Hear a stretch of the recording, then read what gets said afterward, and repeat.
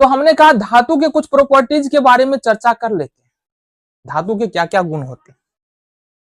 तो धातु का गुण कहने का मतलब है कि धातु ऊष्मा और विद्युत का सुचालक होता है। सपोज तुम्हारे पास एक घर में जो वायरिंग होता है ना, घर में जो वायरिंग होता है उस तार को तुमने देखा है क्या? अगर तुमने देखा है तो ये लो। अब ये जो तार है ना, इसमें विद्युत धारा प्रवाहित होता है। घरों में हम विद्युत इलेक्ट्रिसिटी का प्रयोग करने के लिए इन तारों को घरों में लगाते हैं। ये अलग अलग तार है। एल्यूमिनियम और कॉपर जो जनरल यूज में इलेक्ट्रिक वायर के रूप में प्रयोग किया जाता है। ठीक है, क्यों किया जाता है? क्योंकि ये विद्युत के सुचालक है, इसमें होकर के एक छोर से दूसरे छोर तक विद्युत जा सकता है। ठीक है जी। अब तो जा तो सकता है चांदी में भी, सोना में भी, बट उसका प्रयोग हम लोग क्यों नहीं करते? तो जाहिर सी बात है, सोना और चांदी बहुत ज्यादा महंगा होता है, इस कारण हम उसका प्रयोग इलेक्ट्रिसिटी में नहीं करते हैं। चलो जी।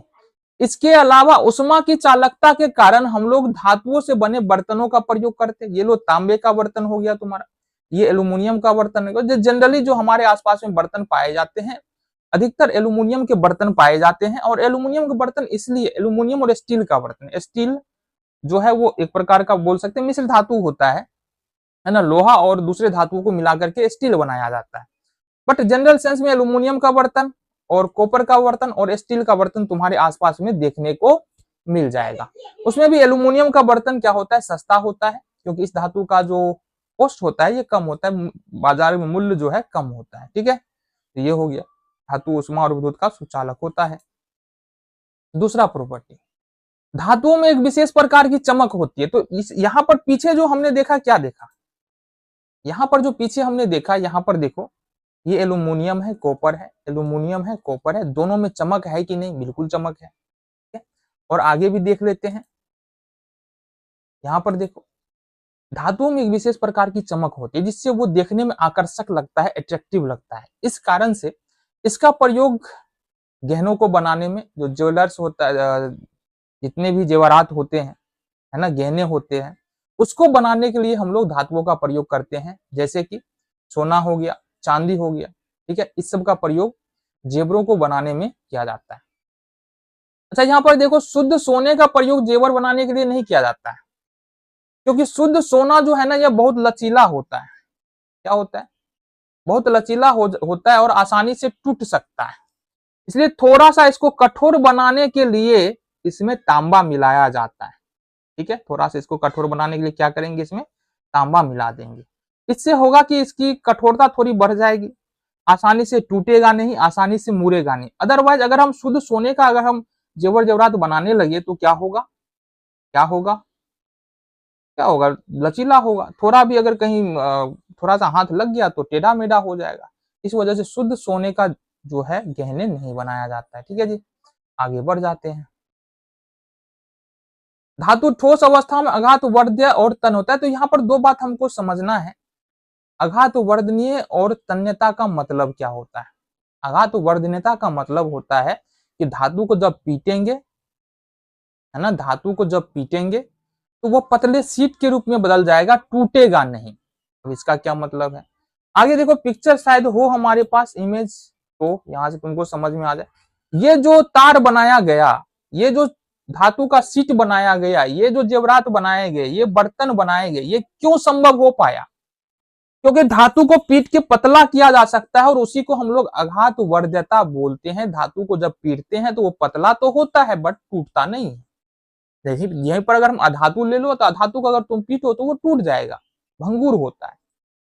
ठीक है, दूसरा है तन। तन का मतलब जो है ना, धातुओं को तार के रूप में खींचा जा सकता है। इसी कारण से तो धातुओं का प्रयोग जो है विद्युत तार बनाने में किया जाता है, तार के रूप में खींचा जा सकता है। इसी कारण से तो सोना और चांदी का प्रयोग जो है गहनों को बनाने में किया जाता है, क्योंकि देखो उसमें बड़ा बारीक बारीक डिजाइन बना होता है, पतला पतला होता है। क्यों संभव है? क्योंकि धातु जो है अघात वर्ध्य और तन्य होता है। अघात वर्ध होने के कारण ही यहाँ पर हमारा अलग अलग प्रकार का बर्तन बनाया जाता है। पीट सकते बर्तन को पीट पीट करके भी बनाया जाता है। तो ये होता है कि धातु ठोस अवस्था में अघात वर्ध और तन्य होता है। अघात वर्धता का मतलब होता है पीटेंगे तो यह पतले सीट के रूप में बदल जाएगा, टूटेगा नहीं। और तन्य का मतलब है इसको तार के रूप में खींचा जा सकता है।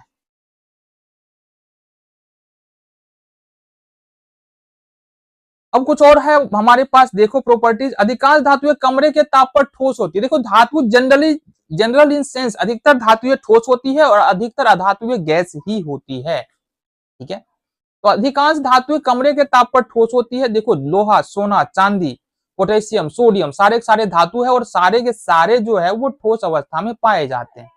धातुओं का घनत्व अधिक होता है। धातुओं का घनत्व अधिक होने का मतलब है कि धातु जनरली भारी होता है। धातु जनरली भारी होता है, घनत्व अधिक का मतलब भारी होता है। तो धातु जो है कमरे के ताप पर ठोस होते हैं और धातु का घनत्व अधिक होता है। अब कुछ अपवाद है जिसके बारे में हम यहाँ पर डिस्कस कर लेते हैं, क्योंकि इसके बारे में भी जानना बहुत ज्यादा जरूरी हो जाता है हमारे लिए। कुछ अपवाद, जैसे पारे को छोड़कर सारे धातु कमरे के ताप पर ठोस अवस्था में पाए जाते हैं। सारे के सारे धातु ठोस अवस्था में पाए जाते हैं। सिर्फ एक पारा ऐसा धातु है जो द्रव अवस्था में पाया जाता है। ठीक है, धातुओं का द्रवनांक और क्वथनांक अधिक होता है, लेकिन गैलियम और सीजियम का द्रवनांक क्वथनांक कम है। ये भी बात याद रखना है। गैलियम और सीजियम दो धातु है जिसका गलनांक और क्वथनांक दोनों ही कम होता है। अदरवाइज दूसरे जितने भी धातु है उसका गलनांक और क्वथनांक काफी अधिक होता है। आयोडीन चमकीला होता है, जबकि अधातु है। हमने कहा कि धातु में चमक होता है, अधातु में चमक नहीं होता है, लेकिन आयोडीन अधातु है लेकिन इसमें फिर भी चमक होता है। कार्बन एक ऐसा धातु है जो विभिन्न रूपों में रह सकता है। अपरूप के बारे में पढ़ेंगे हम, जब कार्बन और यौगिक के बारे में देखेंगे। तो कार्बन जो है ना अलग अलग रूपों में पाया जाता है, तो ये थोड़ा सा जो है ना पेचीदा काम है। इसलिए आगे क्लास में जाओगे ना तो कार्बन का पूरा पूरा एक चैप्टर ही मिलेगा हाइड्रोजन और कार्बन का, हाइड्रोकार्बन, जहां पर हम लोग हाइड्रोजन और कार्बन के कंपाउंड के बारे में पढ़ेंगे।